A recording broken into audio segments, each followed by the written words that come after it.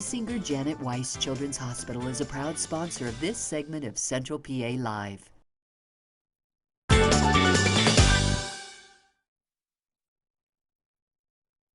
Monday, the Children's Miracle Network celebration weekend is coming up in just a few days. Last week, we made a trip to State College to talk with a doctor who explained how the money raised at that event is put to good use right here in our area.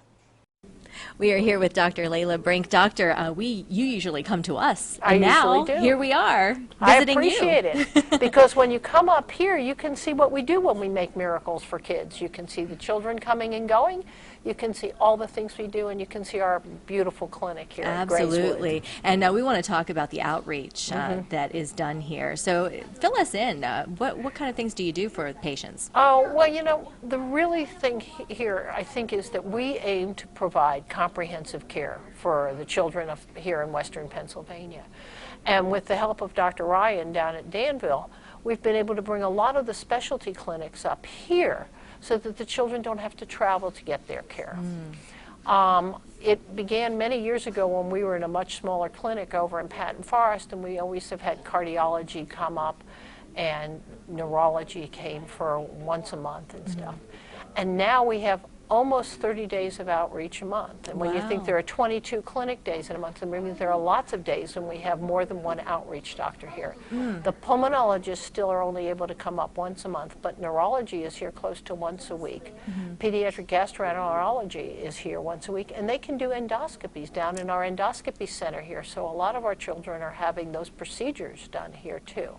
And as you saw when you went toward the clinic earlier, we were able to bring up the breath testing for lactose intolerance here. And that's used by not only our patients, but pediatric patients that are seen elsewhere from other physicians here in State College, whether it's the other pediatric group or the family medicine doctors. Yeah, so these equipment, this piece of equipment are funded actually from monies from Celebration Weekend, Children's Miracle Network, from the whole Children's Miracle all year round, right? Network process. We always focus on Miracle Weekend. But that's true of our pulmonary people. We have pulmonary function testing equipment for our cardiology people. That's what lets them bring their EKGs and echocardiograms to our office.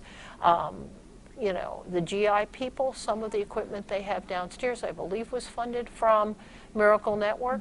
But even just the ability to get good, accurate weights and stuff on children, and we have the baby scales that let us do that and do it in the room on the small babies. This comes from our Miracle Network funds and lets us take care of the children that we have here. Even something like the refrigerators in the room there, they make a big difference, I understand. Oh yes, we were able to purchase last year special vaccine refrigerators that have the ability not only to stabilize the temperature for storage of the vaccines, but to alert us when there's any change in temperature so that we can make sure everything's stored and kept at appropriate temperatures. So, and that's a big purchase for a clinic.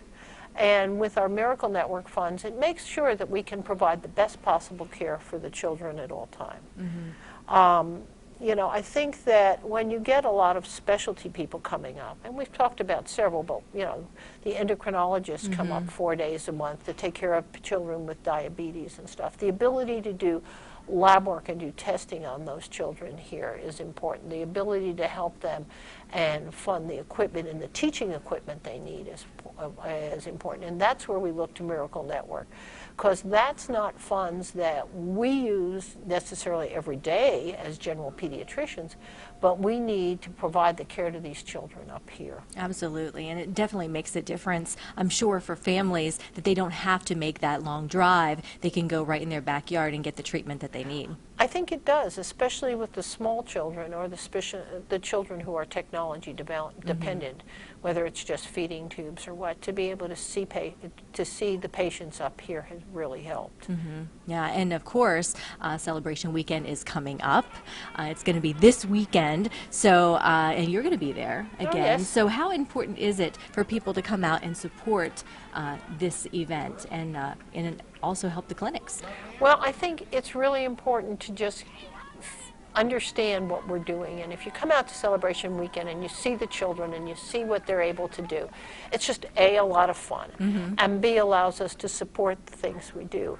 But the joy that you see out there and the amount of energy that you see out there is just the most fun ever. I mean, we enjoy doing Celebration Week. It's not penalizing for me to go to Celebration Weekend.